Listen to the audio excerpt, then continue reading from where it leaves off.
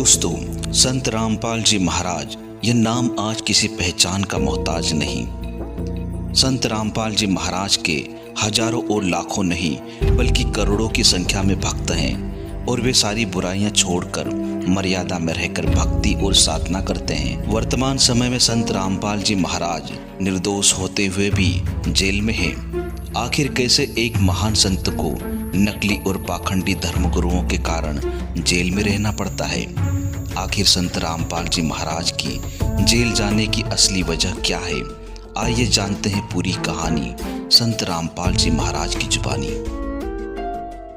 क्योंकि ये सत्य नहीं स्वीकार कर सकते, ये दुनिया को लड़ा के गुमराह करके आपस में अपना उल्लू सीधा करते हैं। इन्होंने वही चाल चली, इस सच्चाई को अपने अनुयायी से छुपाकर उन्होंने मुझ दास का कुप्रचार करना शुरू कर दिया, ताकि जनता को भड़का के और मेरे विरुद्ध करके इन्होंने को यही योजना बनाई, षड्यंत्र रचा कि संत रामपाल को मार दिया जाए, आश्रम को ख़त्म कर दिया जाए, ताकि तुम्हारे अज्ञान की पोल ना खुले। इसी उद्देश्य से इन्होंने आसपास की जनता को भ्रमित किया, झूठ बोल बोल कर सतलोक आश्रम करोथा में ऐसा गंदा काम होता है, ऐसा होता है, और वहाँ पर कोई कुछ ऐसा गलत नहीं होता था। ये सत्य प्रचार होता था, जिनसे इनकी जड़ उखड़ रही थी, जिसके कारण इस सत्यार प्रकाश को बेच कर दुनिया को गुमराह करके ये रोजी रोटी चला रही थी।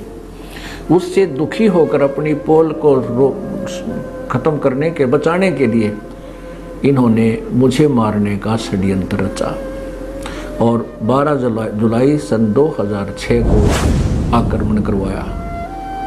और जब देखा इन्होंने आक्रमण किया तो इन्होंने देखा कि ये मुझे ना तो मारने में सफल हुए, ना आश्रम तक पहुंचने में सफल हुए, ये पहले ही दूर रहे। तो उन्होंने देखा कि रामपाल अब फंस नहीं रहा।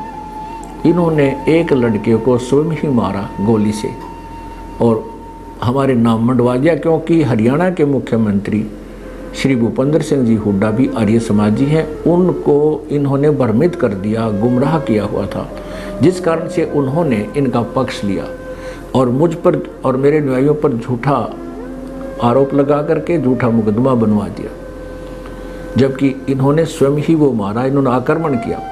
और ये स्पष्ट है, हमारी जो CFSL की रिपोर्ट जो मधुबन से आई है उसमें स्पष्ट किया है कि आश्रम के हथियारों से उस लड़के की मृत्यु नहीं हुई और उस लड़के का जो गोली लगा हुआ घाव का टेक्निकल जो तरीका है उससे पता चला है कि वो ज़्यादा से ज़्यादा 20 फुट की दूरी से चले हुए हथियार से मृत्यु को प्राप्त हुआ है। जबकि पुलिस ने जो स्थान बताया है कि यहाँ मरा हुआ मिला, तो वो हमारे आश्रम से पुलिस के अनुसार 140 फुट की दूरी बनती है।